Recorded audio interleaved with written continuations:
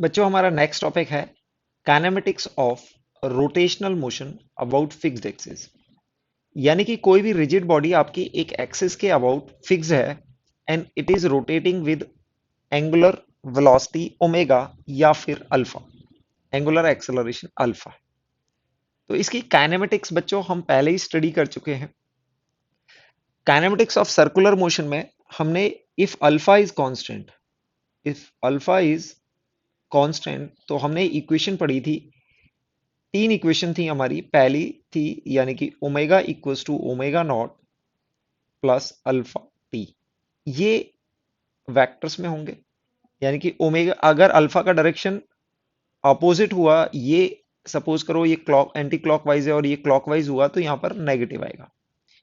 दूसरी इक्वेशन हमारी आती है that is theta equals to omega naught T plus alpha T square by two. Third equation आती है हमारी omega square equals to omega naught square plus two alpha theta. ये equation आती है। और हमने इंटीग्रेशन में ये पढ़ा था that is omega is defined as D theta by D T. तो आप इस तरह से डी थीटा का इंटीग्रल आप ओमेगा डी टी ला सकते हैं। और यहां पर हमने पढ़ा था alpha equals to D omega by D T, और इसको हम omega into D omega by D theta भी लिख सकते हैं। इस इक्वेशन से आपके पास आ जाएगा यानी कि डी ओमेगा का integration equals to alpha D T. एक इक्वेशन ये आएगी और फर्स्ट और इसको कंपेयर करेंगे तो आपके पास omega D omega equals to alpha D theta. ये आपका है। अगर ये वेरिएबल दे रखे हैं तो हम ये वाली रिलेशन यूज करेंगे, अगर कांस्टेंट दे रखे हैं तो ये वाला रिलेशन यूज करेंगे। जस्ट लाइक हमने वन डी मोशन में यूज किया था। वन डी मोशन में अगर एनालॉग लोगे तो आपका ओमेगा का एनालॉग वेलोसिटी आता है, थीटा का एनालॉग आपका डिस्प्लेसमेंट आता है और अल्फा का एनालॉग आपका एक्सेलरेशन आता है। एज इट इज सारी इक्वेशन एनालॉग से सॉल्व हो जाती है।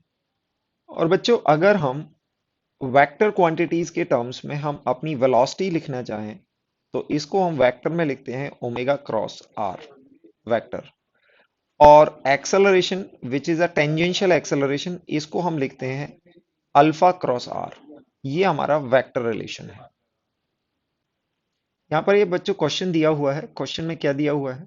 A wheel rotates with constant angular acceleration. Constant acceleration, ये एंगुलर एक्सेलरेशन है क्योंकि इसकी अ, जो यूनिट है रेडियन पर सेकंड स्क्वायर दे रखी है। If the wheel starts from rest, ये रेस्ट से स्टार्ट हो रहा है, how many revolution will it make in first 10 seconds.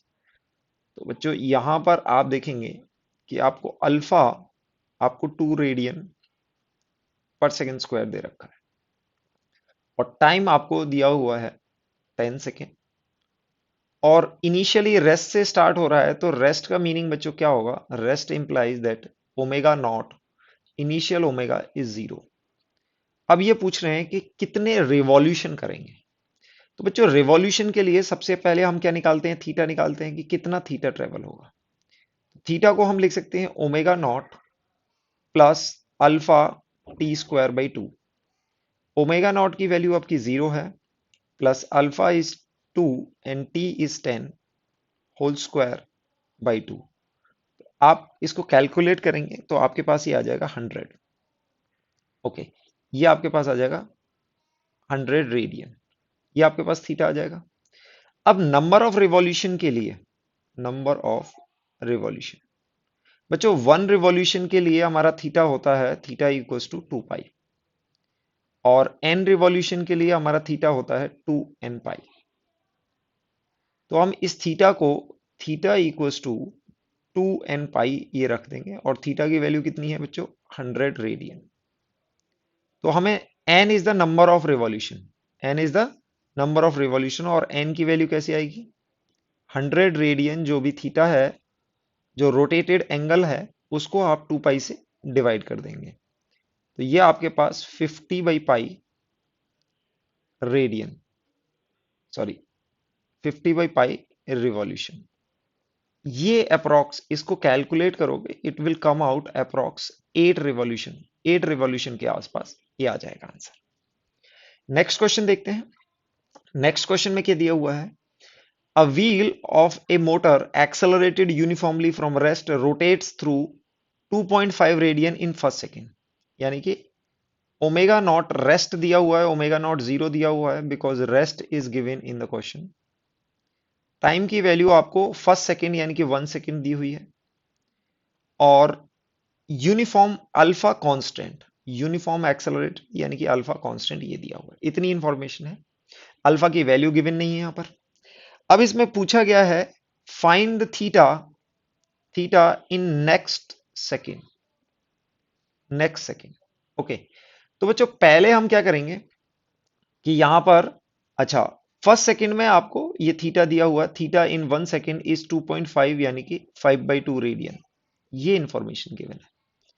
तो हम फर्स्ट सेकेंड इक्वेशन यूज करेंगे यानी कि theta equals to omega naught plus alpha T square by 2।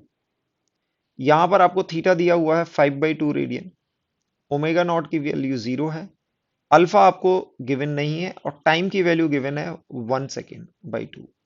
तो यहां से आप निकालेंगे कि अल्फा की वैल्यू आपके पास 5 रेडियन पर सेकेंड स्क्वायर आ जाएगी।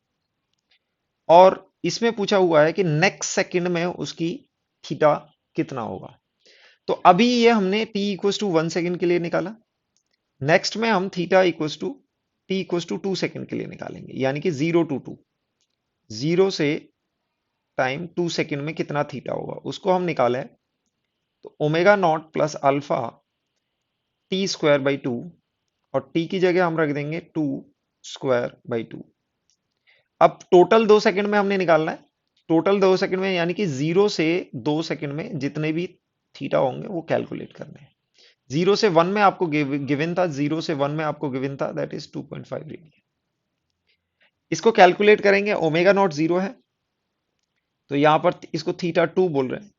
थीटा 2 इज अल्फा की वैल्यू आपके पास है 5, 2 स्क्वायर इज 4 डिवाइड बाई 2, तो ये आपके पास आ जाएगा 10 रेडियन। अब आपके नेक्स्ट सेकंड में यानी कि 1 सेकेंड, 0 से 1 सेकेंड और 1 से 2 सेकेंड, 0 से 1 सेकेंड में 2.5 रेडियन आया, और 0 से 2 सेकेंड में 10 रेडियन आया। तो 1 से 2 सेकेंड यानी कि नेक्स्ट सेकेंड का अगर थीटा निकालेंगे, theta in 1 to 2 is equals to theta 2 minus theta 1, यानी कि 2 सेकेंड में आपका 10 रेडियन है और 1 सेकेंड में 5/2 रेडियन है। तो ये आपके पास आ जाएगा 15/2 which is equals to 7.5 radian. तो नेक्स्ट सेकेंड में वो 7.5 रेडियन जाएगा। पहली सेकेंड में आपका, सॉरी दैट इज 5/2 रेडियन आया है, दूसरे में 15/2 रेडियन आया है। वैसे आप ये भी देख सकते हैं कि अगर अल्फा कांस्टेंट है तो हर सेकंड में वो 1:3:5 रेशियो में थीटा जाएगा। जैसे हमारा डिस्प्लेसमेंट का रेशियो होता था ऐसे ही यहाँ पर थीटा का होगा कि पहली सेकंड में 1, दूसरी सेकंड में 3, यानी कि जितना भी थीटा जाएगा उसका 3 टाइम्स दूसरी सेकंड में जाएगा और उसका 5 टाइम्स थर्ड सेकंड में जाएगा इफ अल्फा इज कांस्टेंट। ये कंडीशन हमने 1D मोशन में स्टडी करी थी। Next question is the angular speed of a motor wheel is increased from 1200 rpm to 310 rpm in 16 seconds. What is the angular acceleration assuming acceleration to be uniform? How many revolution does the engine makes during this time? तो आप देखो initially omega, omega कितनी है आपकी 1200 RPM के term में दे रखा है बच्चों। यहाँ पर आरपीएम का मतलब आपको पता होगा रिवॉल्यूशन पर मिनट, रिवॉल्यूशन या रोटेशन पर मिनट, पर मिनट। अगर हम बोले 1 रोटेशन या 1 रिवॉल्यूशन पर मिनट, तो इसको बच्चों थीटा के टर्म्स में 1 रिवॉल्यूशन का मतलब होता है 2 पाई, 2 पाई रेडियन, और मिनट को हम सेकंड में कर दें तो 60 सेकंड।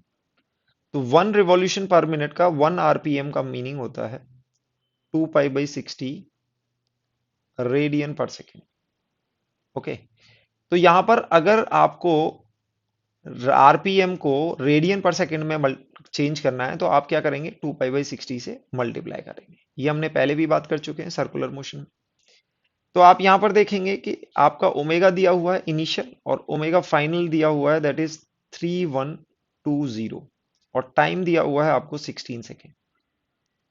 तो आप ये इक्वेशन निकाल सकते हो, omega equals to omega naught plus alpha T. Simple. तो आपके पास अल्फा की वैल्यू आ जाएगी omega minus omega naught by T. Okay बच्चों, लेकिन ये आरपीएम में दे रखा है, तो आप ओमेगा नॉट को 1200 और इसको 2 पाई बाई 60, 2 पाई बाई 60 से मल्टीप्लाई करोगे तो ये आपके पास आ जाएगा 40 पाई रेडियन पर सेकेंड।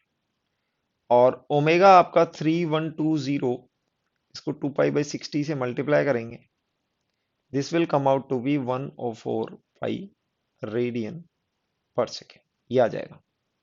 तो यहां पर आप इसको रेडियन पर सेकेंड में वैल्यू पुट करेंगे, ओमेगा की वैल्यू 104 पाई और ये आपका 40 पाई और टाइम है आपका 16 सेकेंड। तो ये आपके पास 64 पाई तो आपके पास अल्फा की वैल्यू 4 पाई रेडियन पर सेकेंड स्क्वायर, ये वैल्यू आ जाएगी। तो ये आपके पास अल्फा आ गया है, यानी कि एंगुलर एक्सेलरेशन आ गया है। इसको कांस्टेंट मानना था इसीलिए हमने यूज किया है। दूसरा बोल रहा है कि how many revolution does the engine makes in this time. तो इस टाइम में 16 सेकंड में कितने रिवॉल्यूशन होते हैं, उसके लिए हम यूज करेंगे सेकंड। आप थीटा निकालेंगे, थीटा की इक्वेशन होगी omega naught T plus alpha T square by 2।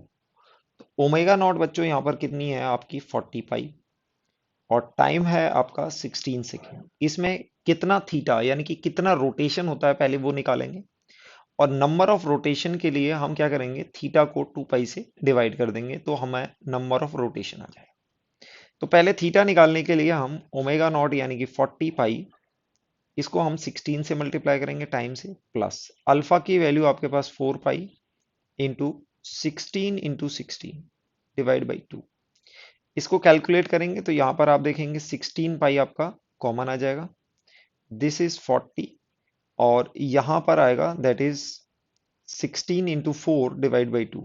तो इसको आप देखेंगे 2 से 2 कैंसिल हो जाएगा, ये 32 बचेगा, यानी कि this is 32। So you can write 16 pi into 72, ये आपके पास थीटा आ जाएगा in radian. Number of revolution निकालने के लिए आप थीटा को 2 पाई से डिवाइड करेंगे, so you will get 8 pi into 72। इसको सॉरी 2 पाई यानी कि पाई से भी डिवाइड हो जाएगा तो ये पाई कैंसिल होगा, 8 इंटू 72, 8 इंटू 72 को कैलकुलेट करके आपके पास आ जाएगा 576 रोटेशन या रिवॉल्यूशन। तो आपका आंसर हो जाएगा it is making 576 rotation in that 16 seconds. Next हम स्टडी करते हैं dynamics of rotational motion about fixed axis. यानी कि यहाँ पर हमने एक एक्सिस कंसीडर की है जो फिक्स है और इसके अबाउट एक रिजिड बॉडी रोटेट कर रही है और एंगुलर एक्सेलरेशन है उसका अल्फा। तो बच्चों हम देख सकते हैं कि अगर कोई भी आयत पार्टिकल है, अब इस एक्सिस के अबाउट अगर इस पर टॉर्क देखें हम, तो टॉर्क अबाउट एक्सिस यानी कि हम टाउ ए लिख रहे हैं, उसको हम लिख सकते हैं आर इंटू एफ। हम आयत पार्टिकल पर देख रहे हैं। अब बच्चों न्यूटन सेकेंड लॉ के अकॉर्डिंग हम एफ को हम ऐसे लिख सकते हैं एम इंटू ए, एक्सेलरेशन, मास इंटू एक्सेलरेशन, ये टॉर्क हो जाएगा टाउ अबाउट ए। और टाउ अबाउट ए को अब क्योंकि इसका पोजीशन वेक्टर यहां से आर है और एंगुलर एक्सेलरेशन अल्फा है, तो हम यहां पर इसके एक्सेलरेशन को अल्फा क्रॉस आर लिख सकते हैं, अल्फा क्रॉस आर लिख सकते हैं। तो ये एक्सेलरेशन आ जाएगा आपके पास, और इसको आप सिंप्लीफाई करोगे तो इसको हमें ये मिल जाता है, यानी कि m into R square into alpha, ये आ जाता है। ये torque about A on ith particle है। अब टोटल टॉर्क, अगर टोटल टॉर्क अबाउट ए हम देखें, total torque about A on the body will be sigma M R square into alpha. अब बच्चों आप यहां पर देखेंगे कि इस पूरी रिजिड बॉडी के लिए एंगुलर एक्सेलरेशन हर पॉइंट पर सेम रहेगा। एंगुलर एक्सेलरेशन हर पॉइंट पर सेम रहेगा तो हम इसको लिख सकते हैं alpha into sigma of M R square. और बच्चों sigma of M R square हमने स्टडी किया था, ये होता है मोमेंट ऑफ इनर्शिया। तो यानी कि total torque about A on the body will come out to be moment of inertia about A into alpha. और टॉर्क और अल्फा दोनों सेम डायरेक्शन में होंगे। तो यहां आपको एक और रिलेशन मिल जाता है टॉर्क का, torque equals to I alpha. तो हमने टॉर्क का रिलेशन पहले स्टडी किया था, torque equals to R cross F. और इससे हमने ये डिड्यूस किया कि टॉर्क हो जाता है हमारा आई अल्फा। तो हम देख सकते हैं कि जिस तरह से टॉर्क होता है आई अल्फा और इस ये होता है लीनियर एनालॉग यानी कि फोर्स का, force equals to mass into acceleration. तो यहां पर आप देखेंगे this is a linear acceleration, this is angular acceleration, और यहां पर आपको फोर्स आती है और टॉर्क आपका एंगुलर रोटेशन में आ जाता है। तो मास का एनालॉग क्या हो जाता है, मोमेंट ऑफ इनर्शिया हो जाता है। अगर एंगुलर एक्सेलर या रोटेशनल मोशन हम स्टडी करते हैं तो मास का एनालॉग मोमेंट ऑफ इनर्शिया हो जाता है, एक्सेलरेशन का एनालॉग अल्फा हो जाता है। तो ऐसे ही कुछ क्वांटिटीज को हम देखते हैं। यहां पर हमने क्वांटिटीज दे रखी हैं लीनियर मोशन और रोटेशनल मोशन में एनालॉग। डिस्प्लेसमेंट एक्स होता है आपका लीनियर मोशन में और डिस्प्लेसमेंट यहाँ पर रोटेशनल मोशन में थीटा हो जाता है। वेलोसिटी को dx बाई dt लिखते हैं और यहाँ वेलोसिटी हो जाती है angular velocity which is derivative of angular displacement यानी कि d theta by dt। Next is acceleration. Acceleration को हम क्या लिख सकते हैं dv बाई dt। इसको हम डिफरेंशिएट करें तो आपको एक्सेलरेशन मिल जाता है। अगेन हम ओमेगा को डिफरेंशिएट करें तो अल्फा मिल जाता है, एंगुलर एक्सेलरेशन। यहाँ पर मोमेंट ऑफ इनर्शिया होता है रोटेशन में, हम आपका सॉरी रोटेशन में मोमेंट ऑफ इनर्शिया होता है और लीनियर मोशन में आपका मास होता है। F equals to M A यहाँ रिलेशन होता है या tau equals to I alpha. जैसे हमने वर्क डन, हमने एफ डॉट डी एस देखा था, तो वर्क डन रोटेशन में क्या हो जाता है आपका टाउ डी थीटा, ये वर्क डन हो जाएगा। काइनेटिक एनर्जी आपकी लीनियर मोशन में हाफ एम वी स्क्वायर होती है और kinetic energy in rotational motion will be half I omega square. Power F dot V लिखेंगे और यहाँ पर पावर टी डॉट ओमेगा लिखेंगे। लीनियर मोमेंटम हमारा m इंटू वी होता है और यहाँ एंगुलर मोमेंटम हमारा आई ओमेगा हो जाता है। तो ये एनालॉग हम यूज कर सकते हैं डायनामिक्स में। तो इसी पर बेस्ड एक क्वेश्चन देखते हैं। क्वेश्चन में बच्चों क्या पूछा गया है, a uniform rod of mass m length l can rotate in vertical plane about smooth horizontal axis hinge at point h। यानी कि ये पॉइंट H यहां पर ये हिंज की हुई है और ये प्लेन वर्टिकल है, यानी कि ये प्लेन वर्टिकल है। C is the centre of mass, A आपका ये एज वाला पॉइंट है। क्वेश्चन में पूछा हुआ है find the angular acceleration just after it is release from horizontal position. ये फर्स्ट पार्ट पूछा हुआ है। सेकेंड पार्ट में पूछा हुआ है find the acceleration of point A and acceleration of centre of mass C and find the hinge force. Okay, ये तीन चीज हमें फाइंड आउट करनी है। तो बच्चों इसको हम कैसे सॉल्व करेंगे, एक बार इसको देख लेते हैं। यानी कि यहां पर हमने को रॉड दी हुई है जिसका आपको लेंथ L और मास दिया हुआ है M। तो बच्चों यहां पर आप देखोगे यहां पर एक फोर्स mg फोर्स तो इसके सेंटर ऑफ मास पर लगेगी और हमें पता नहीं है हिंज फोर्स, अपने को पता नहीं है तो हिंज फोर्स को हम दो डायरेक्शन में मान लेंगे। एक मान लेंगे एफ वाई और आप एक एफ एक्स, दो डायरेक्शन में मान लेंगे एफ एक्स। ओके, और यहां पर कोई फ्रिक्शनल फोर्स नहीं है तो दो फोर्स लगेंगे और ये पॉइंट है अबाउट एच। अब बच्चों यहां पर ये अननोन फोर्स है, ये कैसी फोर्स है, अननोन फोर्स। तो अननोन फोर्स से हम इसका एक्सेलरेशन नहीं निकाल सकते क्योंकि हमें अननोन फोर्स चाहिए, F equals to M A चाहिए। तो हमें एफ नेट चाहिए, एफ नेट के लिए हमें ये फोर्स पता होनी चाहिए। तो यहां पर हम टॉर्क के थ्रू प्रोसीड करेंगे। अगर हम टॉर्क अबाउट एच ले लेते हैं तो यहां पर आप लिख सकते हो F X into zero plus F Y into zero, क्योंकि एफ एक्स और एफ वाई दोनों इसी पॉइंट से पास हो रही है। तो एच पॉइंट से इनका कोई भी डिस्टेंस नहीं होगा। हमने एक्सिस इस तरह से एक्सिस ले ली है विच इज हॉरिजेंटल एक्सिस। ये हॉरिजेंटल एक्सिस ले लिया एच इस पॉइंट पर। ओके, mg का अगर हम टॉर्क देखें तो हमारे पास आ जाएगा, आप ये देखेंगे क्या आएगा, this is in clockwise direction, ये क्लॉकवाइज डायरेक्शन में आएगा। तो हम यहां पर लिख सकते हैं क्लॉकवाइज को, आप क्लॉकवाइज को पॉजिटिव भी ले सकते हैं, नेगेटिव भी ले सकते हैं, वट एवर यू वॉन्ट, ठीक है। तो यहां पर पहले परपेंडिकुलर डिस्टेंस देखना पड़ेगा। ये देखेंगे ये आर वेक्टर हो जाएगा और ये आपका एम जी होगा, दोनों के बीच में 90 डिग्री एंगल।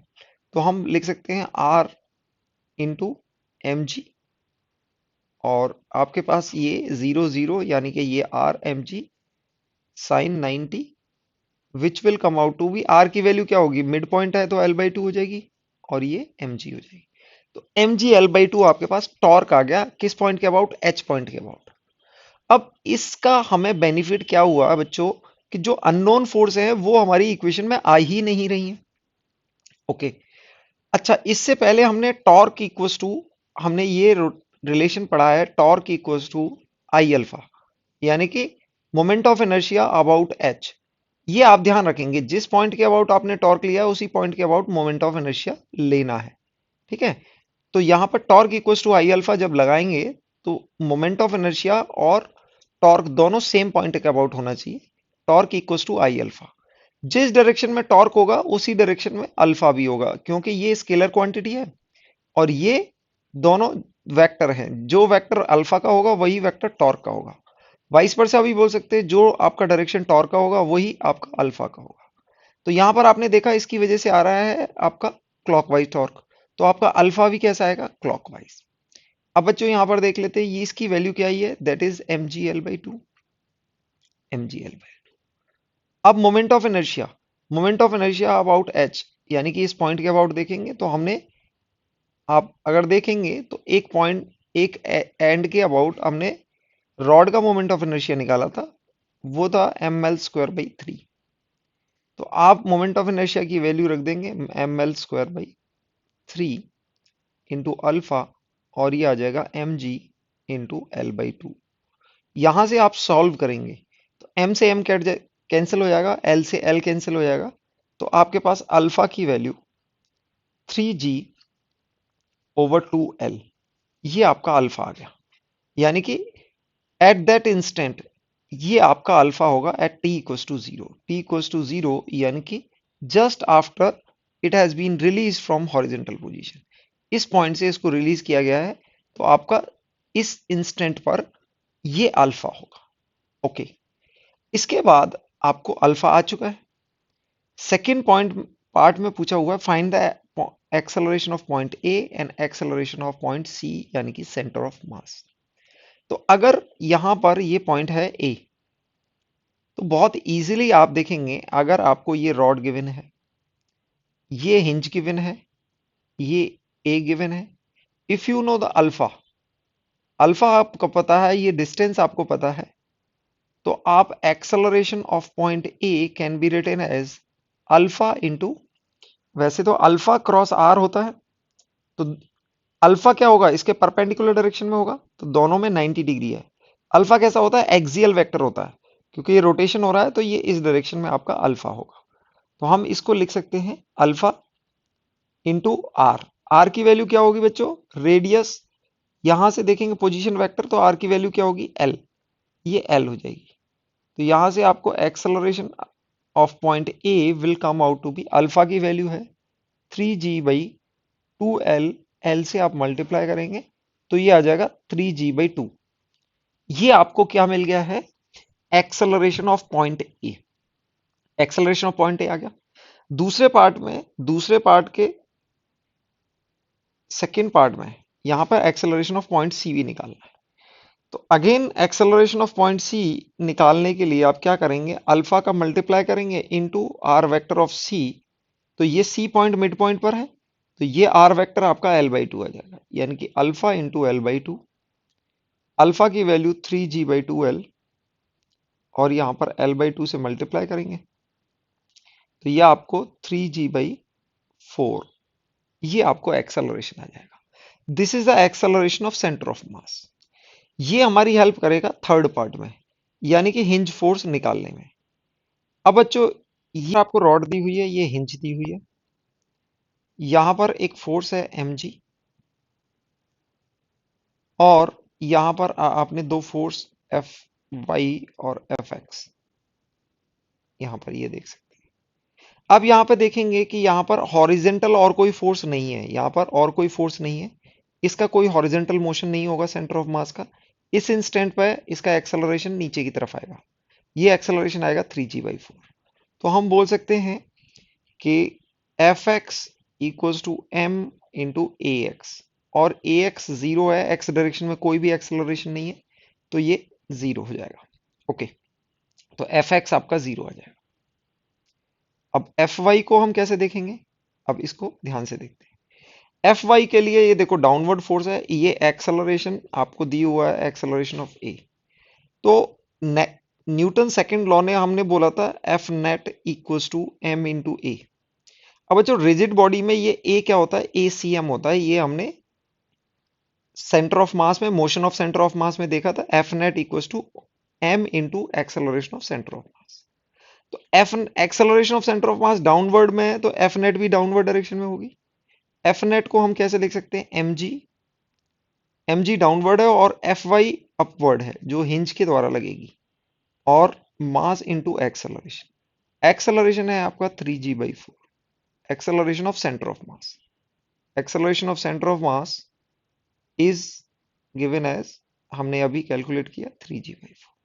यहां से आप कैलकुलेट करेंगे तो एफ वाई की वैल्यू आपके पास mg/4 आ जाएगी। तो हमने स्टेप बाय स्टेप पहले इसका अल्फा निकाला, यानी कि टॉर्क लेके टॉर्क निकाला, और टॉर्क से इसका अल्फा निकाल लिया, और टॉर्क में ये इनकी इक्वेशन की जरूरत नहीं पड़ रही थी। अल्फा निकालने के बाद हमने सेंटर ऑफ मास का एक्सेलरेशन निकाल लिया, सेंटर ऑफ मास का एक्सेलरेशन निकाल लिया, और फिर न्यूटन्स लॉ से हमने फोर्स बैलेंस करके हमने यहां से एफ वाई निकाल लिया। तो इस तरह से टॉर्क की वजह से हमें एक इक्वेशन मिलती है, उससे हम एक एडिशनल वेरिएबल सॉल्व कर सकते हैं। नेक्स्ट क्वेश्चन में बच्चों यहां पर पूछा गया है, if the rod if rod as shown in the figure released from horizontal position, यानी कि प्रीवियस क्वेश्चन जैसा सिमिलर क्वेश्चन है, और यहां पर इस रॉड को हॉरिजॉन्टल पोजीशन से ही छोड़ा जा रहा है, जिसका मास m और लेंथ l गिवन है। क्वेश्चन में पूछा हुआ है find omega and hinge force when rod becomes vertical, यानी कि इस रॉड को अगर छोड़ के दिया जाए और जब ये वर्टिकल हो जाएगी, तो इस पॉइंट पर इसकी एंगुलर वेलोसिटी निकालनी है, और हमें क्या निकालना है, हिंज फोर्स कितना होगा इस पॉइंट पर। ये है हमारा h। तो बच्चों क्या करेंगे कि जब यहां पर होगा हम इसका ओमेगा कुछ मान लेंगे, लेट से ओमेगा। अब बच्चों यहां पर एक हिंज फोर्स लग रही है, एक हिंज फोर्स लग रही है, और एक फोर्स आपका mg है। तो हम ये कह सकते हैं ये conservative force, conservative force. Okay, अब यहां पर एक हिंज फोर्स तो लग रही है, लेकिन हिंज फोर्स की वजह से इस point of application of force का कोई डिस्प्लेसमेंट नहीं। जिस पॉइंट पर हमारी फोर्स लग रही है डिस्प्लेसमेंट नहीं है, तो यहां पर डेल्टा एस इज जीरो। तो work done by hinge force is equals to zero. Work done by hinge force is zero, or only force acting on this is mg and which is conservative force। तो यहां पर हम work energy theorem लगा सकते हैं। हम यहां पर लगा सकते हैं कि भाई एक्सटर्नल वर्क जो फोर्स लग रही है उसका वर्क डन जीरो है, तो हम बोल सकते हैं हमारा एनर्जी कंजर्व होगा, energy will be energy conserve. Energy conserve होगा तो हम बोल सकते हैं kinetic energy initial plus potential energy initial equals to kinetic energy final plus potential energy final, potential energy final. तो बच्चों आप पोटेंशियल एनर्जी के लिए क्या यूज करते हैं, हम इनका centre of mass, location of centre of mass, तो आप देखेंगे ये सेंटर ऑफ मास इस पॉइंट में और इस पॉइंट में कितनी हाइट नीचे आया है, L/2 नीचे आया है। तो आप ये फाइनल को अगर जीरो मान लें तो ये आपने ये पॉइंट जीरो पोटेंशियल एनर्जी का मान लिया, तो ये पॉइंट आपका कितना हो जाएगा, ये mg/L/2 पोटेंशियल एनर्जी हो जाएगी। तो यानी कि इनिशियली तो ये रेस्ट पर तो kinetic energy zero, initially potential energy कितनी हो जाएगी इसकी, mg/L/2, ये mg/L/2, ये इनिशियल पोटेंशियल एनर्जी हो जाएगी। और यहां पर आप देख सकते हो kinetic energy final, kinetic energy final को, रोटेशनल काइनेटिक एनर्जी को हम लिख सकते हैं half I omega square. Just like हम काइनेटिक एनर्जी पॉइंट मास की लिखते हैं हाफ एम वी स्क्वायर, और रोटेशनल में लिखते हैं हम हाफ आई ओमेगा स्क्वायर। ये हमने कहां पर निकाला था, जब हमने मोमेंट ऑफ इनर्शिया का डेरिवेशन किया था, तो हमने बताया था कि दिस इज काइनेटिक एनर्जी आ रही थी हमारी sigma M R square into omega square by two, और हमने इसको डिफाइन किया था मोमेंट ऑफ इनर्शिया। तो हमारी काइनेटिक एनर्जी क्या होती है, half I omega square. Okay, तो यहां पर आप इस दोनों को इक्वेट करते हैं और potential energy finally is zero. इस पॉइंट से आपके पास ओमेगा की वैल्यू क्या आने वाली है, टू से टू कट जाएगा, M G L by moment of inertia का रूट। अब बच्चों मोमेंट ऑफ इनर्शिया आप देखेंगे इसकी वैल्यू कितनी है, M L square by three. तो आपके पास ये वैल्यू आ जाएगी, दैट इज थ्री, एम से एम कट जाएगा और जी बाई एल, ये आपके पास ओमेगा की वैल्यू आ जाएगी। आप इसको वैल्यू पुट करके देख सकते हैं, that is M G L by M L square by three. तो एम से एम कट जाएगा, एक एल से एल कट जाएगा और थ्री ऊपर चला जाएगा, तो आपके पास angular velocity at the vertical position आ जाएगी three G by L. Next point में यहां पर क्या पूछा हुआ है, हिंज फोर्स पूछी हुई है बच्चों। हिंज फोर्स के लिए बच्चों यहां पर सेकेंड पार्ट थोड़ा सा इंपॉर्टेंट है, इसको देख लेना। सेकेंड पार्ट में आप देखेंगे ये रॉड है, ये रॉड है और ये यहां पर सर्कुलर मोशन यानी कि ओमेगा से कर रही है, और यहां पर इसका मास है। Okay, and it is moving with angular velocity this. तो यहां पर आपको हिंज फोर्स बतानी है, हिंज फोर्स बतानी है।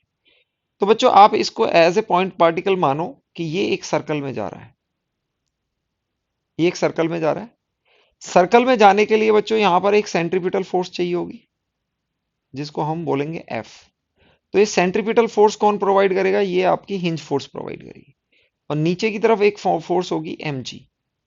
तो इस सेंटर ऑफ मास पर अगर दो फोर्स देखें, एक फोर्स लगेगी अंदर की तरफ और एक फोर्स लगेगी एम जी।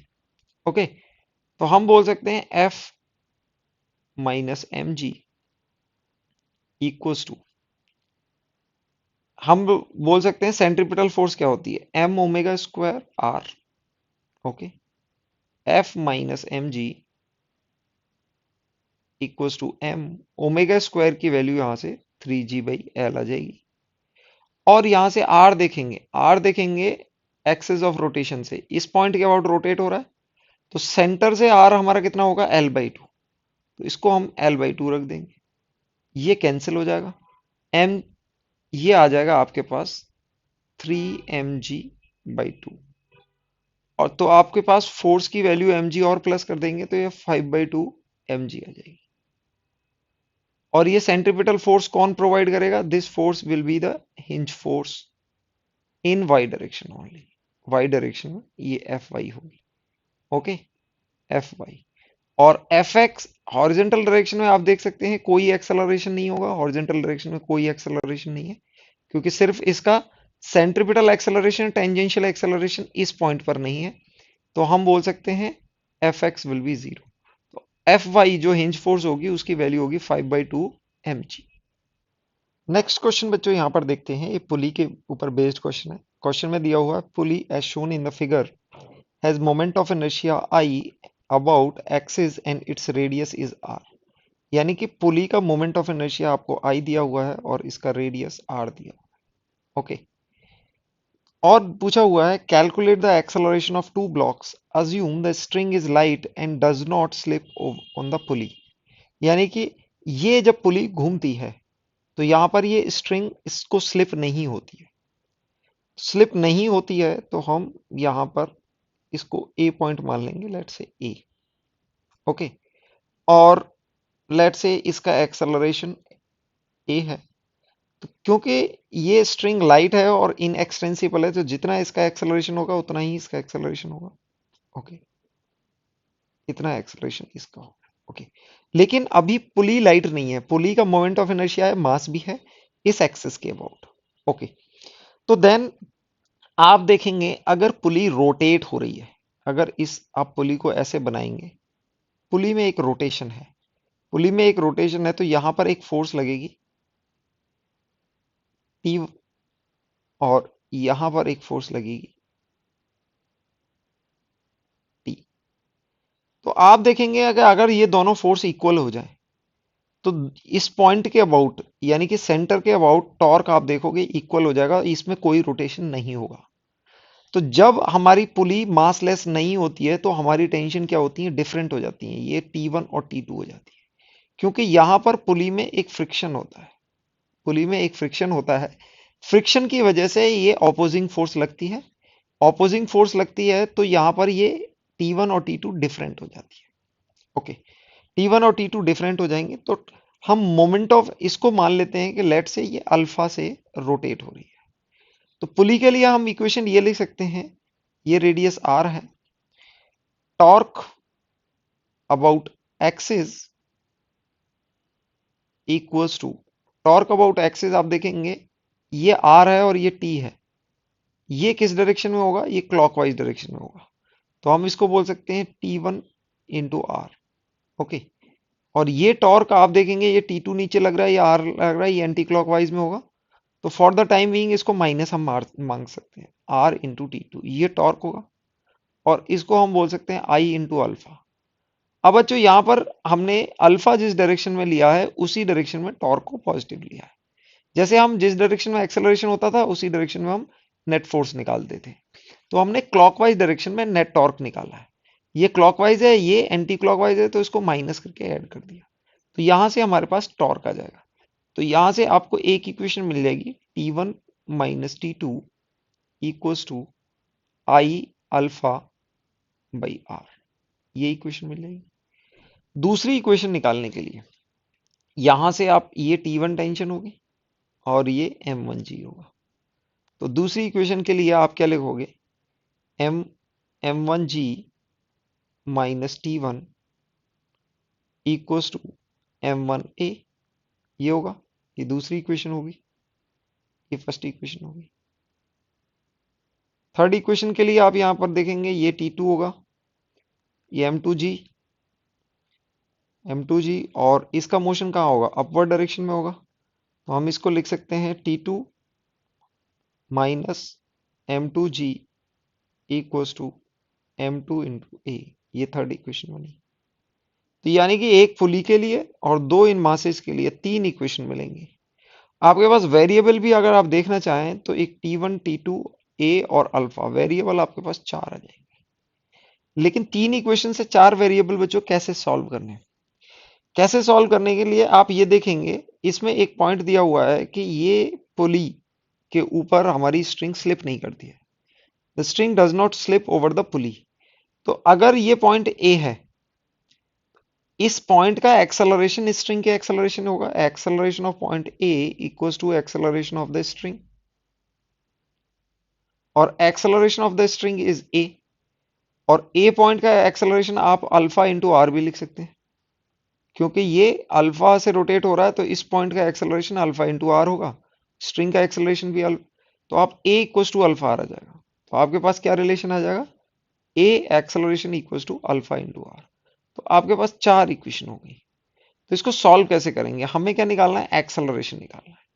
अब बच्चों यहां पर आप T1 और T2 की वैल्यू आप रखना चाहें तो आप T1 T2 की वैल्यू यहां पर रखना चाहें, या फिर आप ऐसा करिए, इक्वेशन 1 2 और 3 तीनों को ऐड कर दें, तीनों को ऐड कर दें तो आपके पास क्या मिलेगा, M1G minus T1, sorry M1G minus T1 plus T2 minus M2G okay, ये LHS आ गया और यहाँ पर क्या आ जाएगा, +T1 -T2, ये LHS आ गया। RHS में आपके पास आ जाएगा M1 + M2 into A plus I/R into alpha. तो अल्फा को हम क्या कर सकते हैं, अल्फा को हम क्या लिख सकते हैं, अल्फा के साथ आप एक R मल्टीप्लाई कर दें और एक R डिवाइड कर दें, तो ये क्या बन जाएगा, A बन जाएगा। अब आप इस इक्वेशन में देखोगे T1 T2 T1 T2 ये कैंसिल हो जाएंगे, तो आपके पास सिंपली आंसर आएगा M1 -M2 into ji equals to, यहां पर आएगा आपके पास M1 + M2। ओके, और ये A है, और यहां पर आप देखेंगे तो ये भी A बन चुका है, और ये आ जाएगा I/R² इंटू A। तो यहां से आपके पास A की वैल्यू आ जाएगी। A will given, A can be written as M1 -M2 into G, और डिनोमिनेटर में आपके पास M1 + M2, और mass of effective mass of pulley कुछ इस तरह से आपको दिखेगा, यानी कि पुली का रोल I/R² जैसा दिखेगा, क्योंकि हमने ये एटवुड मशीन का सिंपल एक्सेलरेशन निकाला था तो ये आया था। अभी यहाँ पर I/R² का एक फैक्टर और ऐड हो जाएगा, तो आपके पास ये क्या आ जाएगा, ये आपके पास एक्सेलरेशन ऑफ टू ब्लॉक्स आ जाएगा। एक्सेलरेशन ऑफ टू ब्लॉक्स आने के बाद आप T1 T2 और अल्फा भी निकाल सकते हैं। नेक्स्ट क्वेश्चन बच्चों, ये एनसीईआरटी का क्वेश्चन है। क्वेश्चन में दिया हुआ है cord of negligible mass wound around the rim of a flywheel of mass 20 kg and radius 20 centimeter.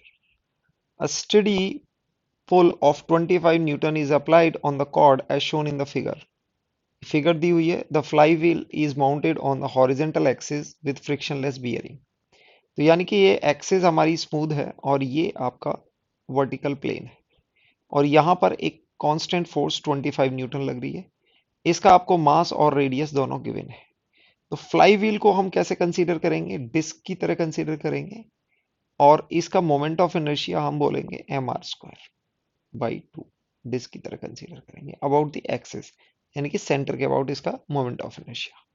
Okay, इसमें क्या क्या पूछा गया है, पूछा हुआ है compute the angular acceleration of the wheel, find the work done by the pull when 2 meter of cord is unwound, find the kinetic energy of the wheel at this point, assume that wheel starts from rest, और आपको सी और D का answer compare करना है। तो first part में अगर आप देखेंगे तो फर्स्ट पार्ट में हमने एंगुलर एक्सेलरेशन देखा है, तो आप यहां पर देखते हैं टॉर्क अबाउट एक्सिस हम बोल सकते हैं टेंशन, जो भी टेंशन है that is into R. Okay, और ये दोनों परपेंडिकुलर डायरेक्शन में, आप ये देख सकते हैं ये दोनों परपेंडिकुलर डायरेक्शन में, इस डायरेक्शन में टेंशन होगी, इस डायरेक्शन में, तो यहाँ पर एक ही टॉर्क लगेगा एक्सिस के अबाउट, यहाँ पर कोई भी फोर्स होगी तो उसका जीरो आ जाएगा।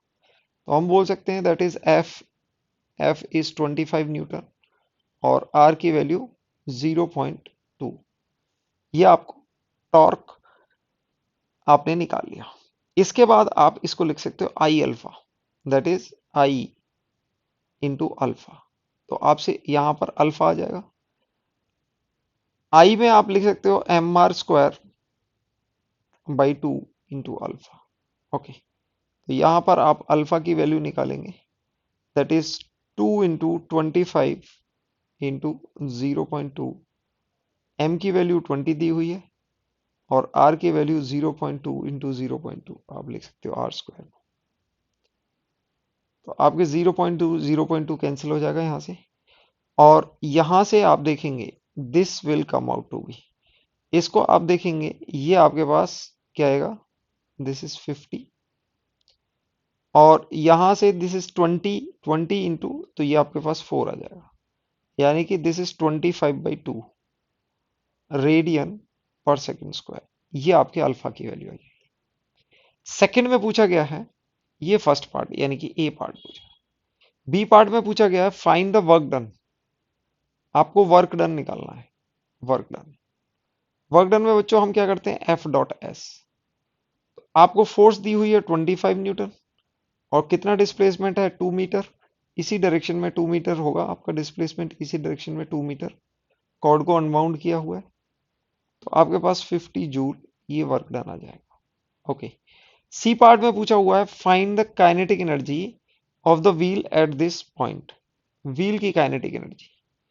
अब बच्चों व्हील की काइनेटिक एनर्जी के लिए अल्फा हम ऑलरेडी निकाल चुके हैं 25/2 रेडियन पर सेकेंड स्क्वायर, और चूंकि हमारी फोर्स कांस्टेंट है, आर भी कांस्टेंट है, आई भी कांस्टेंट है, तो अल्फा भी कांस्टेंट होगा, and which is constant, alpha constant होगा। तो हम इक्वेशन ओमेगा नॉट आपको रेस्ट से स्टार्ट हो रहा है तो ये जीरो होगी, ये दिया हुआ है क्वेश्चन में।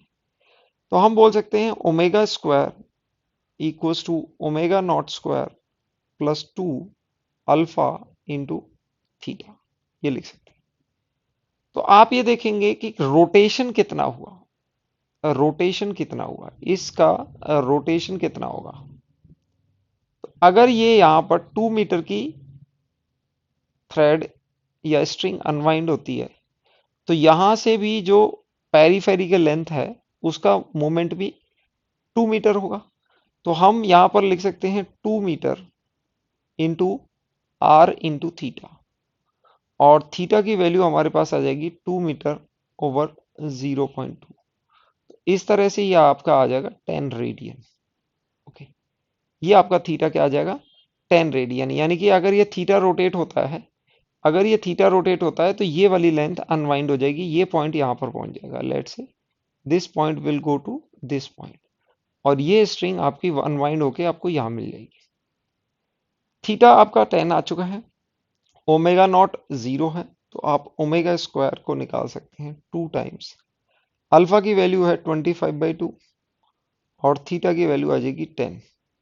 ओके, तो यहां से आपके पास 2 से 2 कैंसिल हो जाएगा, तो आपके पास 250 आ जाएगा रेडियन स्क्वायर, ये ओमेगा स्क्वायर की वैल्यू आ जाएगी। देन हम काइनेटिक एनर्जी अगर निकालना चाहें तो इसकी वैल्यू होती है half I omega square. Half I की वैल्यू बच्चों होगी mr² 2, m की वैल्यू है आपकी 20, 0.2 0.2 डिवाइड बाई 2, और यहाँ पर आप 250, इसको सबको कैलकुलेट करेंगे तो ये आपके पास अगेन कितनी आएगी, 50 जूल आएगी। तो आपने यहाँ पर देखा कि जितना भी यहाँ कॉर्ड से वर्क डन किया वो इसकी काइनेटिक एनर्जी में आ गया। तो यहाँ पर काइनेटिक एनर्जी हम वर्क एनर्जी थ्योरम में लिखते हैं, work done equals to change in kinetic energy of the system. तो यहाँ पर हम ये भी वेरीफाई कर सकते हैं।